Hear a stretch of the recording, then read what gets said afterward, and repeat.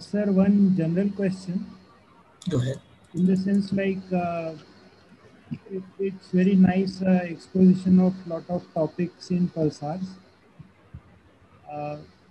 So is it possible to keep in touch after the course is complete on a monthly basis or something like that? As I don't in, know whether a formal meeting would be possible or what would be the agenda of it. okay. I mean, we can. Yeah, of course, I can write to you, and sir also has very nicely responded to my questions. Right. You could always do that. And this course will probably be offered again next year or so, or after, Yeah. with possibly slight expansions and conducted over a slightly longer period of time, in a sort of more flexible basis. So, again, we could use that. Yeah. So to make an indefinite commitment is difficult. Yeah. But if there are issues that need to be discussed, you can always find some time to schedule it and discuss it. So that we'll see after the course if there is enough set of discussions that people bring up. We can once in a while set up a meeting and then discuss them. But to set up something on a regular basis for indefinite period may be difficult to commit time like that. So there are questions in the forum. We want to start with that. Yeah, we could do that. Abhay has put a set of questions. So you can ask Abhay to state them here and I can answer one by one. Yes, sir. One question at a time. Yeah. Yes. So one question is related to AstroSat, where I was keen to know various things like how much observing time is there on the satellite, then how many objects we can observe in one night of observation, and in general, like what is the charging cycle of the solar cells of the AstroSat? So some of these questions are not really related to this course, but anyway, since you have asked, I will answer them briefly. There is no,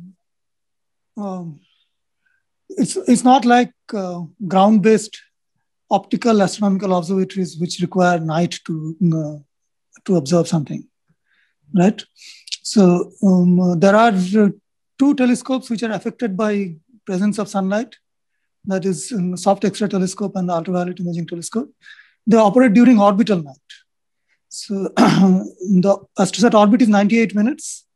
36% of that is orbital night, right? So every 98 minutes you enter another night cycle. So, typically the observing efficiency of different instruments are different, but the longest observing efficiency are for LAX-PC and CZTI, that is about 45%. For soft X-ray telescope is about 25%, and for ultraviolet imaging telescope is about 15%. So that is the fractional time that you have. So if you want to know how much time is available in a day, you multiply the number of seconds in a day by these numbers, then you will get a typical time that you can spend with any instrument on a given source. And as I said, that 36% of the time is orbital night. It is during that time that batteries are used to continue AstroSat operations. And during the remaining 64% of the time, batteries are charged, right? So whatever charge loss is there during the orbital night is fully compensated during the orbital day. So there is no drop in operation due to lack of battery charge. Okay, so the lifetime of the batteries is about 15 years. So we have spent about 5 years of that now, and then the charge capacity slowly starts decreasing. So the charge capacity will go to zero typically in about 15 years or a little longer than that. So even if the battery capacity goes to near zero, you can still continue to operate during the daytime, orbital daytime. Sir, regarding the last 3 lectures, what I sort of didn't understand well is, you said at some point that the crust is electrostatically suspended. This is for strange stars, not the kind of neutron stars that we are talking about. Okay. But the proposal for strange stars is that if you want to have crust which is made of matter which is not strange, the property of strange matter is that anything that comes in contact with it will convert to strange matter. So you cannot have a nuclear crust, because if you put a crust in contact with strange matter, it will also convert to strange matter. So you want to have something which is not in direct contact with the strange matter. But since the strange matter is composed of up-down strange quarks, all of which are charged, and you can have a net charge on the strange quark star. And this net charge can then electrostatically hold up some amount of mass. So where there is no physical contact, but it's just electric repulsion, which holds up the matter.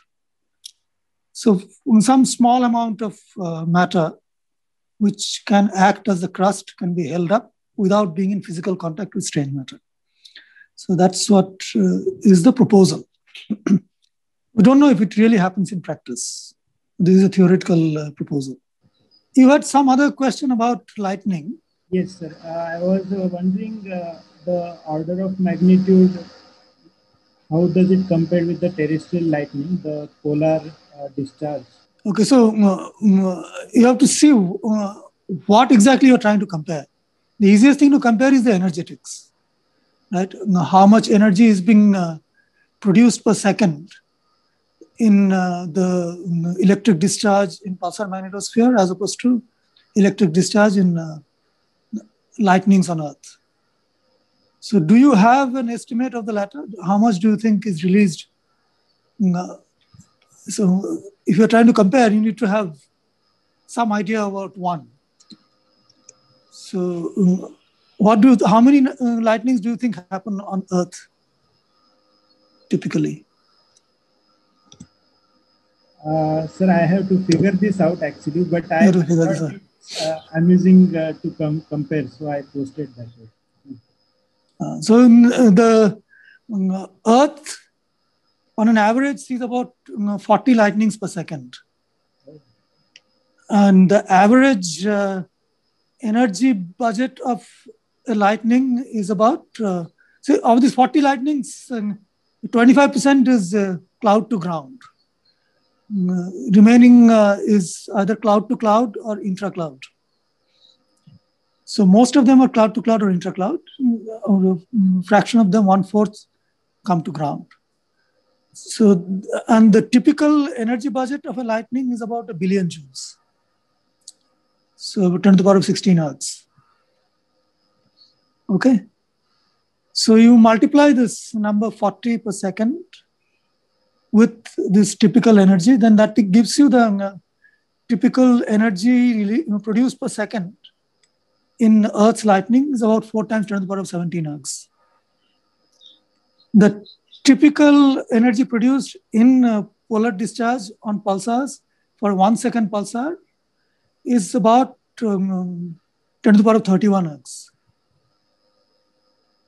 So it's a factor of 10 to the power of 14 between the pulsar magnetosphere and Earth's lightning. Yes, that's all I want to Okay. which is roughly the ratio of magnetic fields as well. Yes, something like that. Yes, that's correct. So these were all the questions in the forum. So now, if people have other questions, please go ahead and ask. Sir? Yes, go ahead. Sir, this is regarding the phase bins. Like, I am wondering why we are using the terminology bin. Like, we can just say degree, right? For the longitude. No, the degree is the label of each phase bin. Okay. So you are taking a certain range of phase, right? Some delta phase, which is in degrees. So let's say if you have 1 degree phase bin, then 0 degree to 1 degree is one bin. 1 degree to 2 degrees is another bin, right? So you are collecting all the events within that bin and then counting them. Without defining a bin, you cannot define a count, right? So it is always binned. What you're plotting is a histogram. The histogram requires binning. Is that clear? Yeah, but sir, when we, like, what is mentioned in that particular paper is you are going from 0 to 5038. It's like 0 to 360. That is one rotation, right? So one bin, like, how does that come off? Yeah, so if you have 5038 bins, okay, then each width of each bin is 360 divided by 5038 degrees. Okay. Okay, sir. Okay, sir. Okay, sir. Sir, and one more question is, like, is the concept of quantization of electric and magnetic fields an important part of like something which we must include in the study of pulsars? For typical magnetic fields of pulsars, the quantum effects of the fields themselves are not that critical. It becomes more critical when the fields, magnetic fields, rise to about 10 to the power of 14, 10 to the power of 15 Gauss. So very few pulsars have magnetic fields in that range. So for 1 teragauss or thereabouts, it is still not very significant. But if you go to 10 to the power of 15 Gauss, then there are effects like vacuum polarization, spontaneous generation of electron-positron pairs from the magnetic field. Those things will have to be included. So that physics is included in magnetar phenomenology. People do have to include that. But for a typical pulsar, it is not that important. Okay, sir. Sir, this is regarding the origin of magnetic fields. Like, in general, we understand that it is the, in the case of planet, in the case of Earth, it is the rotation of the core of planet Earth which results in the magnetic field, right? So why can't we come to a differential rotation? Just the rotation will not give you a magnetic field. Yes, sir. Differential rotation. But why can't we come to a similar conclusion about pulsars? And so how will you sustain differential rotation in a neutron star? So one part of the neutron star has to rotate at a different speed compared to another part, right? Yes, sir. So that is very difficult to do because the whole situation is very strongly coupled, despite there being superfluids. So there could be very small difference in angular velocity between the superfluid and the rest of it. And since most of it is very strongly coupled, particularly the magnetically active matter is coupled in a very, very short time scale. So people don't think that there could be significant differential rotation in neutron stars as you see them operating as pulsars. But in the beginning, when the neutron star was forming, this is possible. So people think that dynamo action is possible very close to the time when the neutron star is being born, proto-neutron star. So that is one possible origin of the magnetic field people do talk about. So Earth-like dynamo, but operated when the neutron star was forming, not at the present time. Sir, I have one question. I mean, it's not really a question. I just wanted to point out one analogy. There was one experiment by Einstein and D. Haas. So they suspended a bar magnet, iron rod, cylindrical rod, and then they put magnetic field parallel to the axis. And because the nuclear magnetic moments of those iron atoms, they align to the magnetic field. So the angular momentum, which is anti-parallel to the magnetic moment, that gets aligned, and then the bar starts to rotate. When I was looking at your flux tube and the magnetic field inside those tubes, I was reminded of this experiment. And you have mentioned that it provides a certain additional moment of inertia for pulsars. So I wanted to know if you want to tell us a little more about this. I don't think it provides additional moment of inertia for pulsars. I don't think I have ever said that. But what happens is the rotation produces these superfluid vortices in the superfluid. And the superfluid is made up of neutrons. But in the same space, in the co-spatial occurrence is also there of protons. And when you talk about strong interaction, the strong interaction does not differentiate between protons and neutrons. And the strong interaction is attractive at longer than a Fermi distance. So what happens is that the superfluid neutrons have to experience a certain vorticity pattern to sustain these vortices, superfluid neutron vortices. And this vorticity pattern is sustained by neutrons circulating around the vortex core. But since neutrons and protons attract each other, the protons are also dragged along in this rotation. And as the protons get dragged along in this rotation, since protons have charge, so they contribute a certain magnetic field. And this magnetic field, so each vortex, therefore, acquires a certain magnetic field. Okay?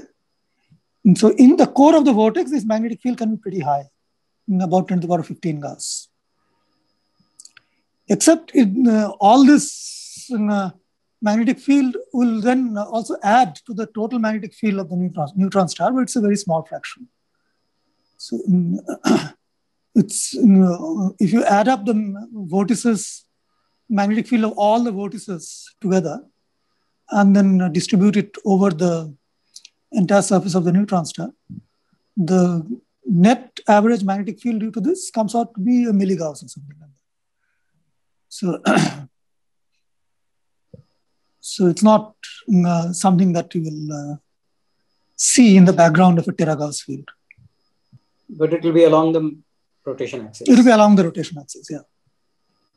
So these concepts related to superfluidity and superconductor are new to me. So there is a mention of London length. And can you please tell us a little more about it? London length is the length over which, if you have a superconductor and you introduce a magnetic field, the magnetic field gets screened over a certain distance. And that distance is called the London length. Sir? Go ahead. Sir, we have done, in our assignment, we have done this sub-pulse detection for radio bands. Like, is it possible for X-ray also? No, we don't. Two problems. One is the X-ray emission is much, much weaker. So we hardly ever have sensitivity to detect single pulses. So you have to add many, many pulse periods to be able to even see the profile. So we don't even know what the subpulse structure is in X-rays, at least not so far. unless the extra observatories become much, much more sensitive so that we can see single pulses, we'll not be able to do this.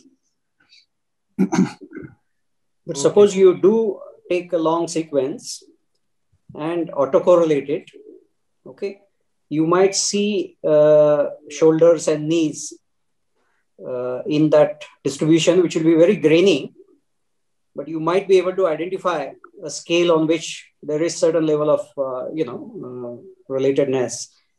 And you might be able to, begin to probe this on the average. Yeah, but it's still going to be very difficult. Such a exercise is being tried for giant pulses. And even that we have for crab giant pulses. Mm-hmm. So even there, one is just beginning to be able to constrain whether the giant pulses, whether there are simultaneous giant pulses or not. So it's for regular pulses where the intensity is much, much smaller. It is going to be quite difficult at the moment. I was just hoping if there is enough statistics, even the non-giant pulse emission might give you, it will be worth looking at what that autocorrelation looks like, or shifts of the order of the pulse width. Much like the way, we do that in radio for identifying microstructure to, the subpulse widths and the component widths and so on. And you might recall this diagram where autocorrelation shows these various shoulders and knees, which are identifiable and relatable to them. Although you may not see an individual subpulse. Yeah, so it is going to be very noisy, because in a typical period, you'll probably detect 2 to 10 photons. And then you have to distribute that across phases. So it's, I guess with very, very long observations. Very long observations. Yeah. Putting it the other way, you can work out what is the length of observation you require to begin to see this. Sir, so the magnetic field that is generated by the superconducting currents, that is very small, as you have said. But then the pulsar magnetic field lines, do they pass through these flux tubes, or they don't interact with these flux tubes? I'm a little confused here. No, so there are two things that are happening in the core. One is the neutron superfluid has to rotate. And the rotation is carried by vortices. And what I mentioned about magnetization was the magnetization of the vortices. If there were no protons in that place, then this additional magnetic field will not come of the vortices. But there is also proton superconductor in the same place. The proton superconductor carries the entire magnetic field in fluxoids through the proton superconductor. Okay. So there are 10 to the power of 16 times more fluxoids than the number of vortices. So the proton fluxoids are carrying the magnetic field of the pulsar. Am I correct, sir? I think he'll be back in a moment. Just a minute. Sorry, I had to take care of something else. Yeah, can you repeat your question? Sir, so just confirming my understanding that the proton fluxoids are carrying the magnetic field of the pulsar. Yes. Whereas the neutron vortices are, because they are in a superfluid state, they have to have a vortex instead of co-rotating with the pulsar. Yes. Okay. So the proton fluxoids carry the regular magnetic field of the pulsar. The neutron vortices get magnetized and add a little bit of magnetic field to the whole thing. Okay. But it is important for the dynamics of the neutron fluxoids. Because of the strong magnetic field, the vortices, which would not have otherwise had a strong magnetic field, the vortices now are able to interact with electrons. And the electrons carry the dynamics from the crust, because electrons are itinerant. They can go anywhere. So the electromagnetic torque that is experienced by the crust because of all the magnetospheric processes that we have talked about. So the crust slows down. That information is carried by electrons to the interior. And the neutron vortices get that information through electron scattering. And that is because of the magnetic field that it has. And these vortices then quickly couple to the electromagnetic torque that the pulsar is seeing. And the core superfluid continues to co-rotate because of this. It continues to co-rotate with the crust. So is it fair to say, Deepankar, that the electrons are the coupling messengers? Absolutely. Electrons are the coupling messengers. How promptly they do this? Yeah, so that is any differential equation that develops. Yes. So the estimate is that the time scale for coupling between the core and the crust is of the order of 500 seconds. But this is not true of the crustal superfluid. Interestingly, there is also a superfluid, neutron superfluid is there in the crust because there is neutron drift, right? Right. There are only free neutrons, no free protons, right? Mm-hmm. So the neutrons, these neutrons have this 1s0 coupling and they produce a neutron superfluid. And they also produce vortices. But these vortices don't have this magnetic field. So the electrons don't couple to them in this manner. So these vortices can pin to nuclei. And the information about the crust is communicated through the nuclei coupled to these vortices. So that's a different mechanism. I see. And are those time scales of coupling different vastly? So that is different because that is how you get a long glitch recovery time scale. It comes from the crustal superfluid. This is the zeroth order theory, which works in gross level in most cases. But there are, of course, other nuances, which I'm not talking about here. There are far more complex processes which do occur. One has to take into account the gap energy. One has to take into account also the mode of coupling, whether it's the Cooper pair is a triplet Cooper pair or a singlet Cooper pair. There are lots and lots of other complications which one needs to take into account to get these things, and also causes a rich variety of phenomena. But gross level, this is the process that people normally take into account. These are the largest components of the effects.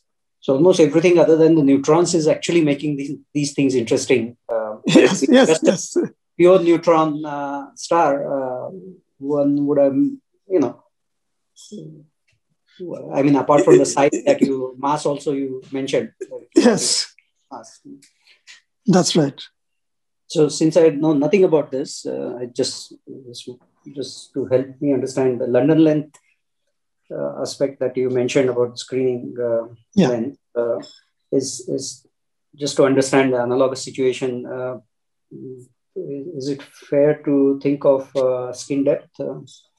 Yeah. So if you take a type 1 superconductor, for example, and if you apply an external magnetic field, so the external magnetic field is screened off with a skin depth of penetration of London length. Okay. So beyond that, you will not find any field inside the. Right. Well, it will be exponentially reduced. Yeah, that's what I wanted to understand. The nature of the profile as well. Mm-hmm. Yeah, it is exponential. Can you remind me up to which lecture has been gone through now? 18. So only 18. last two are left for this week. Yeah. Right. So I think the it's magnetic the field and so on is in the 19th, I think, isn't it?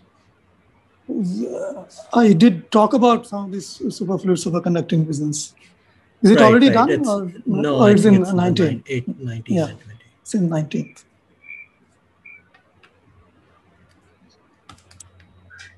So it was the last lecture of radio emission and the first one of interior structure. Right. So some of these things that I'm talking about will be briefly discussed in the next lecture. Any other questions? Even if you're lagging behind a bit, you can ask questions from any of the previous lectures too. Yes, absolutely. I didn't understand that bit about the question regarding subpulses, and then autocorrelation was mentioned. So what is the connection between the subpulse and the autocorrelation?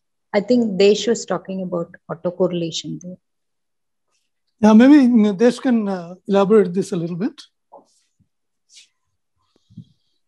Okay, so the idea is simple. If there is if the profile has any structure on time scales or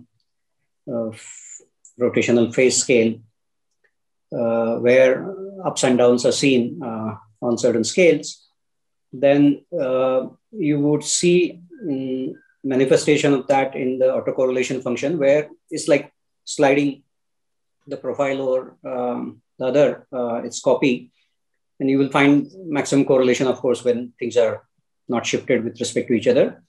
And then on the scale of the width of the feature, you will see a drop in correlation.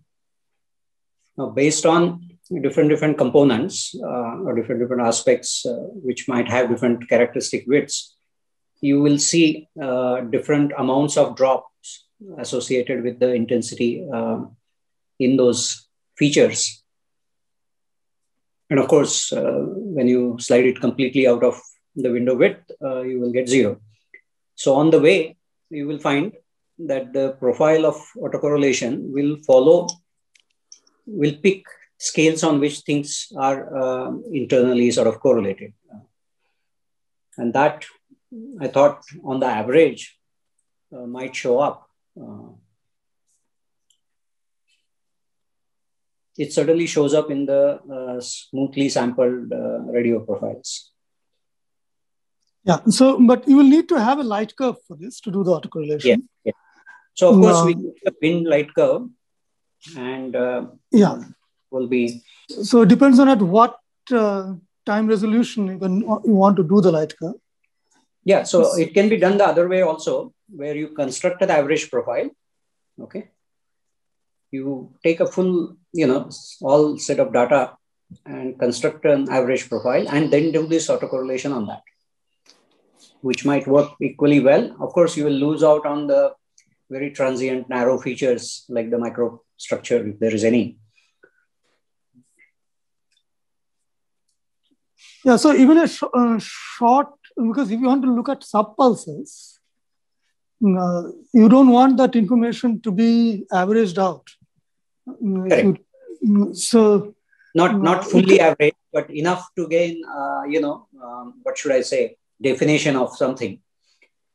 Yeah, so it has to be not longer than P3 or a few times that. Yeah, right? That's true. Correct. No, it's so in the two, okay? Yeah. And one is not very sure unless one really goes to a very strong, where photon flux is high. One can try this, but one has to see how noisy this range is going to become. I think the hope is that while individually, most of the time within a subpulse, you might get a photon or two, if you're lucky. Sometimes by chance, you might get more than usual photons within a subpulse. And if you do, then you have that hope. And that is what will contribute to this correlation. Of course, you will have huge, these will be very small kinks that you will have to detect. Yeah. So my hope is just the Poissonian distribution.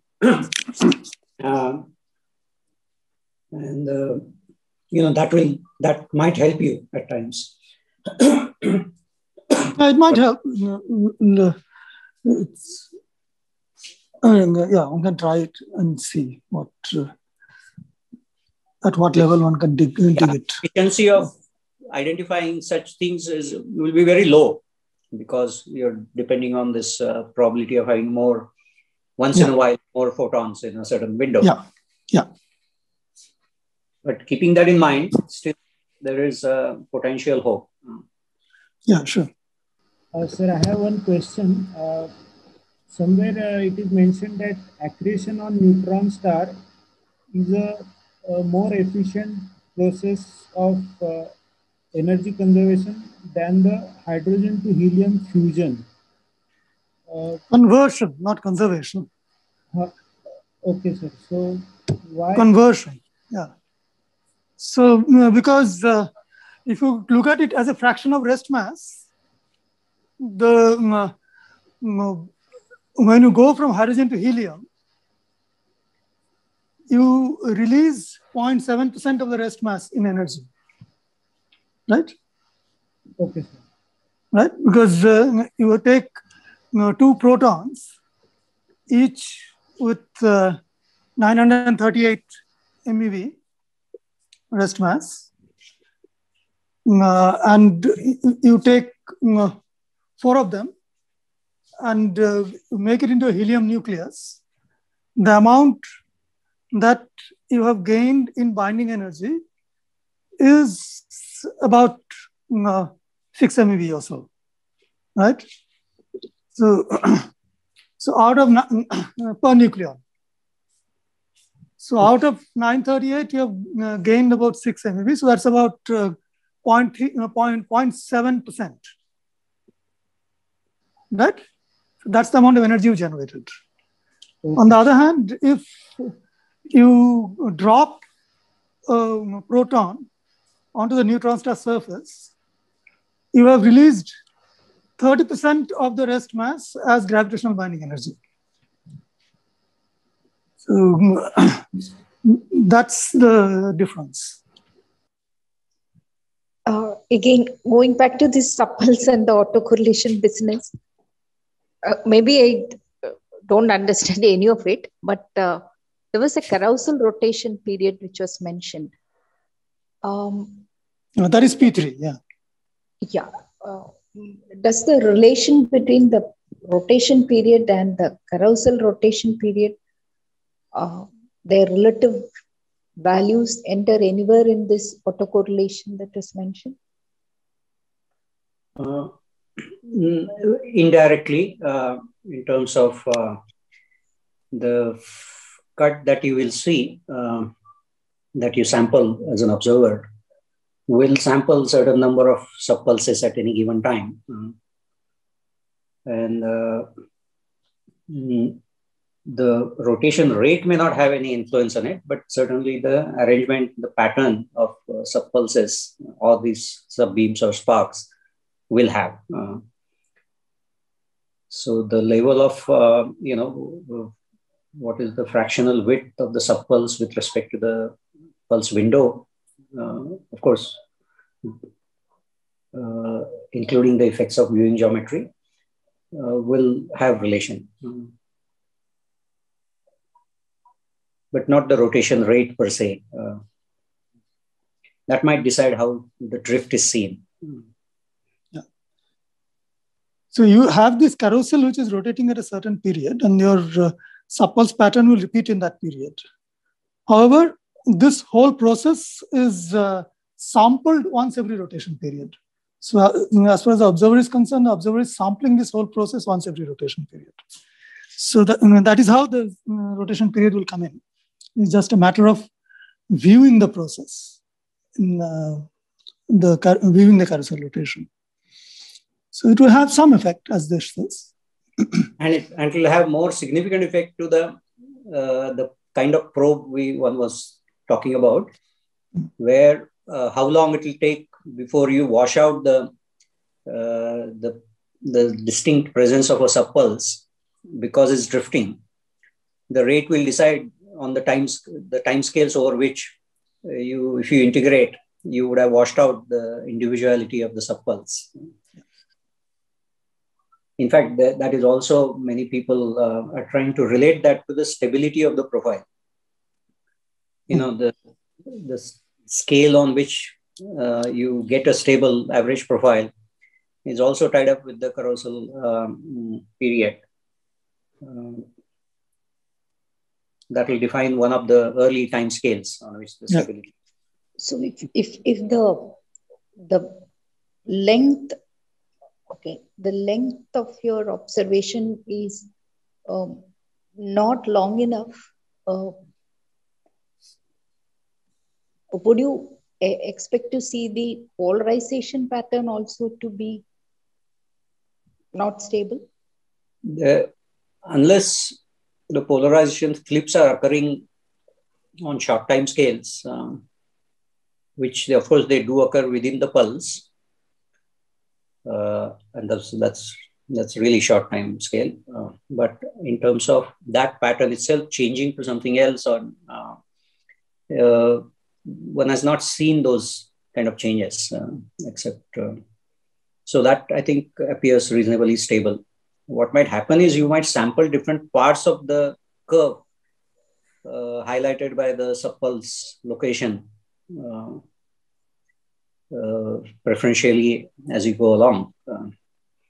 But there are no examples or indications of the polarization position angle, for example, changing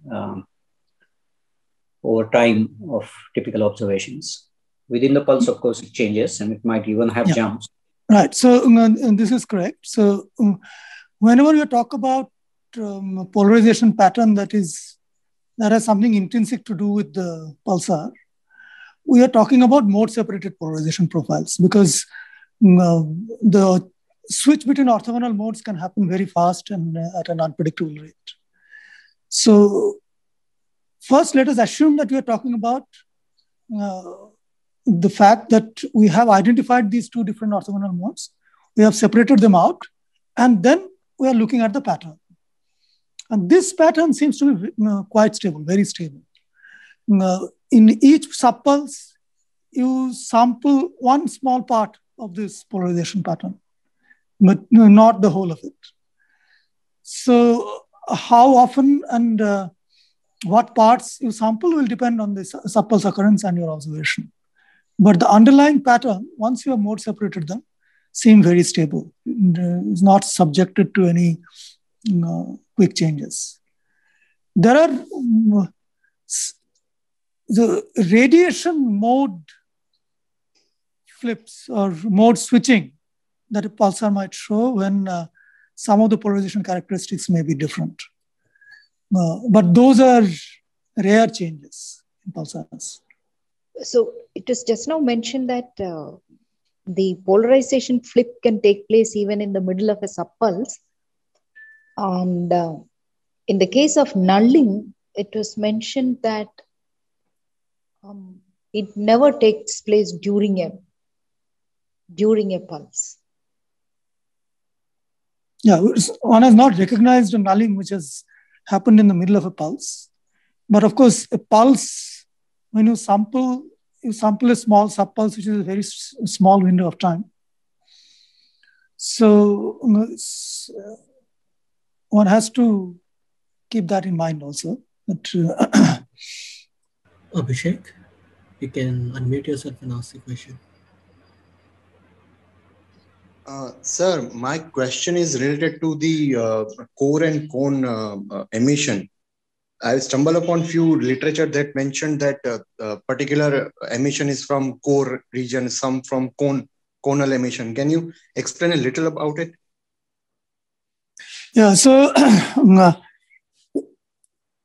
at least in some types of analysis which people have done, people find that there could be two different contributions to pulsar radio beam. One is the regular conal beam, most of which is similar to what we have talked about in our description of radio emission. But there could also be a beam which is more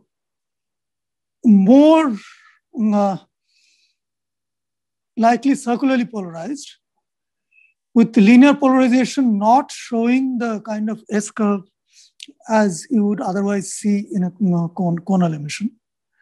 So it's somewhat different polarization properties, a somewhat narrower width, and closer to the, more or less closer to the center of the pulse longitude, where your line of sight comes closest to the magnetic pole. So those are termed as core emission components. So you take a pulsar profile and you can decompose it into several components. So one of them could be this core component. And, particularly analysis by Joanna Rankin and others has highlighted the presence of this core component and the different properties that the core components seem to have.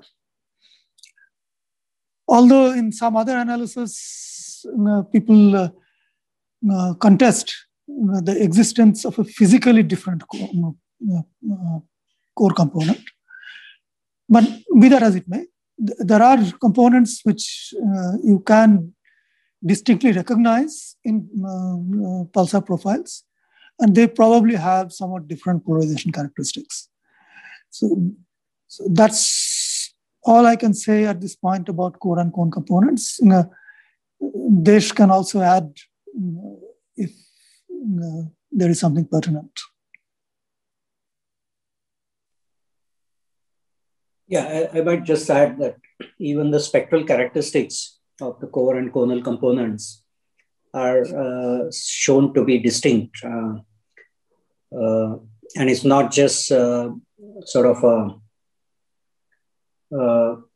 like you have multiple cones, nested cones. This is not some shrunken version of a cone with, small radius. It seems to have a distinctly different spectral index and or spectral behavior.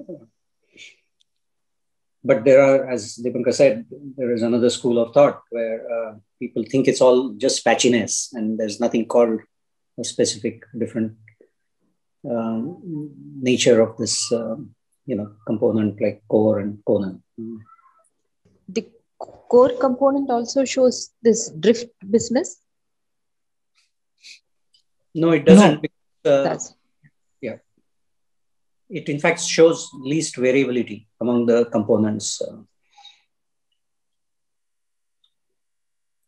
And I also have a follow-up question on this. As earlier mentioned in this course, that cone component shows that increasing pulse width with decreasing frequency. So does that mean this core component does not show such type of characteristic? Yes, as far as I know, the core component does not follow radius to frequency mapping. Okay, sir. In fact, it has been shown to its width is shown to be highly related to the size of the cone you would get from considerations of location of the light cylinder and the implied last open field lines, and the cone size implied at the base of the magnetosphere. It seems to follow that very well, to the extent that one has tried to use it to decide the inclination, because the inclination effect sort of, which gives you how long you take to cross a particular physical angular size. So it looks like an angular size that can be predicted from the period. And then based on how long you see it, can give you clues about the inclination. So to related to your question, that this seems to be a more intrinsic property, the width, which is determined only by the period and not by the frequency, observing frequency. Does this core component also show nulling? I think when a pulsar nulls, all components null. So how many pulsars with core components have been seen to null is not something I have looked at.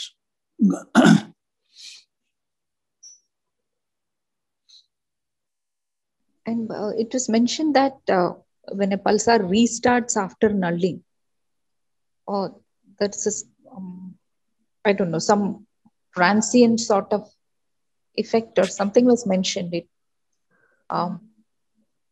doesn't restart in exactly. Drift rate, the suppressed drift rate restarts with a certain relaxation time. So drift rate changes and then gets back to the original drift rate over a certain time. That, of course, will apply only to the cone components, because the core components does not show pulses. If not, it's about time. I think we can stop. Okay, good. So thank you all.